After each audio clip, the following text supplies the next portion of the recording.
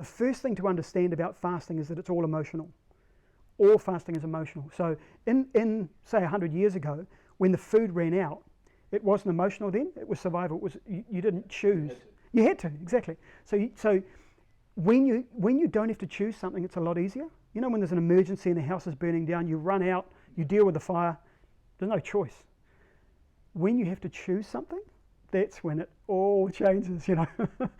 And fasting is interesting for me because I have fasted hundreds and hundreds and hundreds of times since I was 18, 35 years ago. And the thing I notice the most about fasting is it's always emotional, every single time.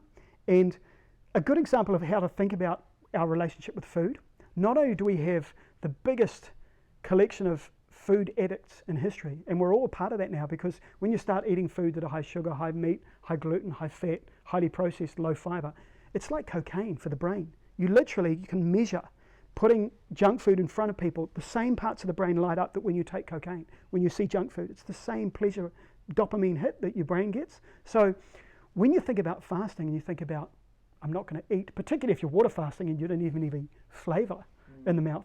But if we talk about what I recommend, which is regular intelligent fasting with fresh vegetable juice and maybe some superfoods, the first thing to take a note of is this is emotional. Now, if you were upset, say you broke up with your other half, you've been happily with them for ages, you found out that she's decided to be with another man and she's run off and you're heartbroken, right? So Nick's crying and he's upset, he's really emotional. I'm reaching for the bag of chips. Exactly, you're reaching for the bag of chips, right? You don't get upset and go, oh, I'm so upset, pass the celery. You don't do that, do you? We never go for that. We go for the comfort foods, And why do we go for the comfort foods? Because they stimulate chemicals in the brain and they suppress our emotions. So fasting is one of those things, when you stop eating, you can't suppress the emotions. So fasting, you can have an extreme high and then a low. For a lot of people when they first fast, it's up and down and up and down. For me, I'm very steady with my fasting, because I've been doing it for so long. But the first thing to realize, it's really emotional, and you've got to go, okay, well, this is going to be emotional. Mm-hmm.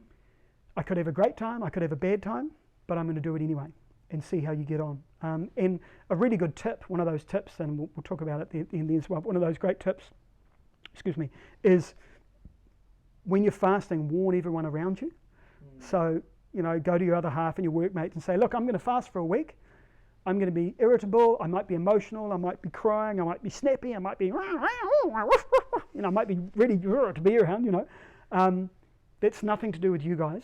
Yeah. It's all to do with me, right? And so I just want you to know it's not you, it's me, it's my problem. I'm fasting. I'm going to be emotional. So what about it if those people aren't supportive? Well, look, that's a challenge, absolutely. Look, fasting is enough of a button for people, because people confuse fasting with starvation. They also confuse it with, eating disorders like bulimia and anorexia, those kind of conditions. Nothing to do with fasting. Fasting is something, we even have it in our language. What's the first meal of the day? What's it called? Breakfast. Break fast. Yeah. So the first meal of the day is breaking your fast. Mm-hmm. That's where the name came from. So we all fast every day. It's even in our language. I'll have breakfast. What's for breakfast? It's in our language. It's that common. Yeah. So, but we think it's this weird thing. But everyone fasts all night, every night. Unless they're eating through the night and all of that. But the important thing is not to confuse fasting with starvation and with eating disorders. And to understand that when you choose to fast, you're actually doing it for a nourishing healing of the human body and strengthening and supporting. You're not doing it for different reasons. So you're doing it to support and strengthen your immune system. After 3 days of fasting, your microbiome is a completely different creature and your immune system transforms. It only takes 3 days and you transform. It's one of the reasons I always fast before winter and I never get sick during winter.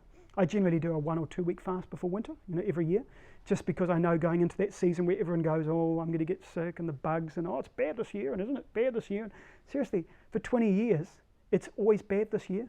For 20 years, it's always the same. So it's important to not have it as starvation, which is when the body has no stored fuel and you start fasting. So healthy fasting is when you've got some body fuel or some body fat or some stored fuel, whatever you want to call it, but you've got some fat on the body. That's when you fast and you can eat away at that fat. When you fast or you stop eating and you don't have any stored body fuel, that's called starvation. So they're quite different. So if you don't have any body fat I don't recommend fasting.